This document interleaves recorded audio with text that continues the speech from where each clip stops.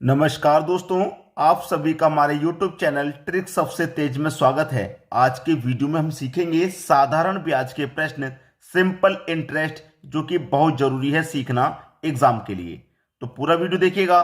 चलिए स्टार्ट करते हैं। पहला प्रश्न है, यदि 10 साल में 800 रुपये 1200 रुपये के बराबर हैं तो प्रति वर्ष साधारण ब्याज की दर कितनी है।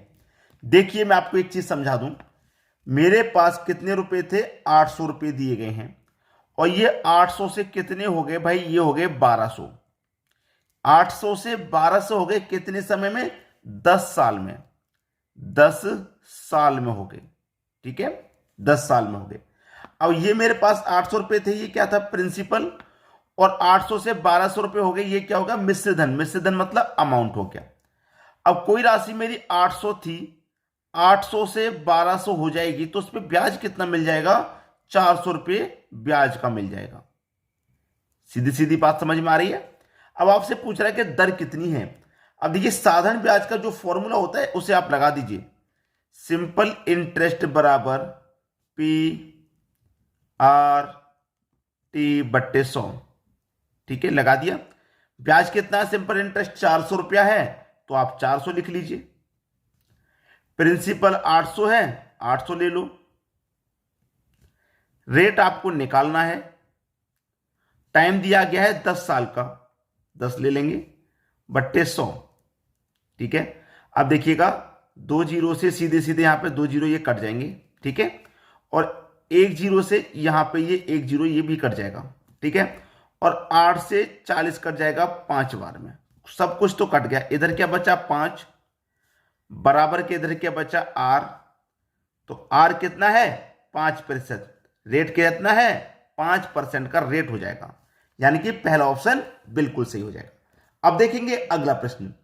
अगला प्रश्न है, 5,000 रुपये पर 5% वार्षिक दर से 5 वर्ष का साधारण ब्याज क्या होगा। साधारण ब्याज बराबर जो फॉर्मूला होता है अभी अभी मैंने कराया था, पी आर टी बट्टे 100। ठीक है, सिंपल इंटरेस्ट यहां पर हमको निकालना है, निकाल लेंगे। प्रिंसिपल दिया गया है 5,000 रुपये का। ठीक है, रेट दिया गया है 5% का। टाइम दिया गया है 5 वर्ष का, बट्टे में 100। अब 2 जीरो से सीधे सीधे यहां 2 जीरो कटा लेंगे।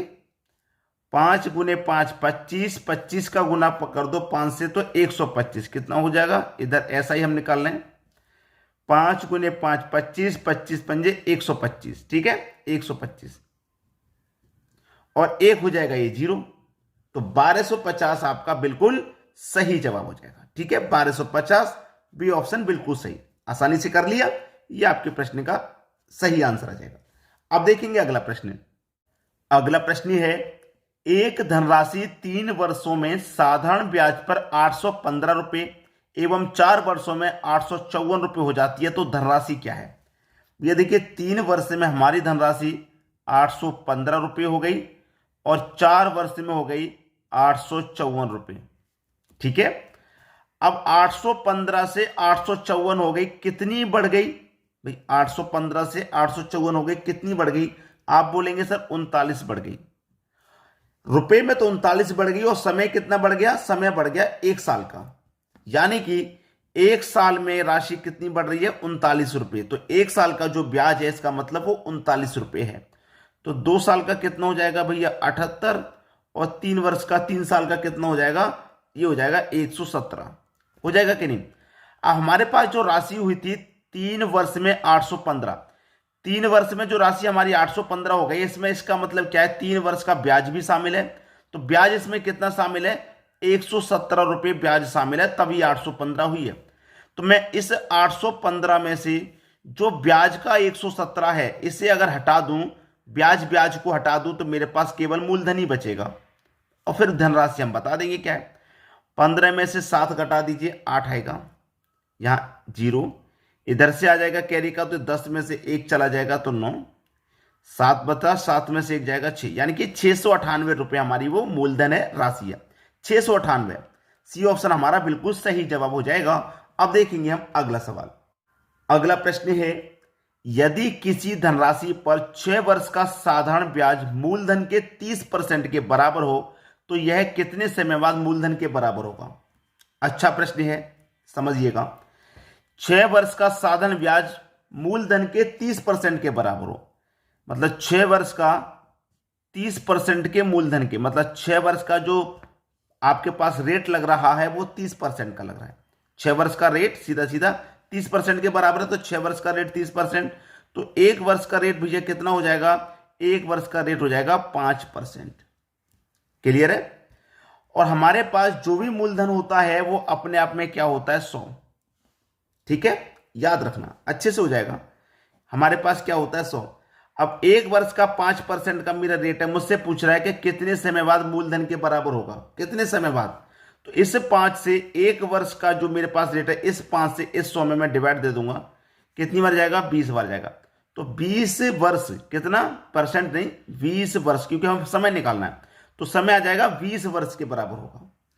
हमसे पूछ रहा था कि यह कितने समय बाद मूलधन के बराबर होगा? 20 वर्ष के बाद ये मूलधन के बराबर हो जाएगा। ठीक है, पहला ऑप्शन बिल्कुल सही। अब देखेंगे अगला प्रश्न। अगला प्रश्न है, एक व्यक्ति ने एक बैंक में 15,000 रुपए 6 वर्षों के लिए जमा किया। यदि उसे 4500 रुपए का ब्याज प्राप्त हुआ तो ब्याज की दर प्रति वर्ष है। फॉर्मूला लगाएंगे साधारण ब्याज वाला, सिंपल इंटरेस्ट बराबर PRT/100। सिंपल इंटरेस्ट दे रखा है, हमें 4500 रुपए का ब्याज प्राप्त हो रहा है, 4500 हमारा ब्याज। प्रिंसिपल कितना? 15,000 का, 15,000 का प्रिंसिपल। रेट निकालना है, टाइम दे रखा है 6 वर्ष का, बट्टे में कितना? 100। अब देखिएगा यहां पे सीधा सीधा प्रश्न को सॉल्व करेंगे।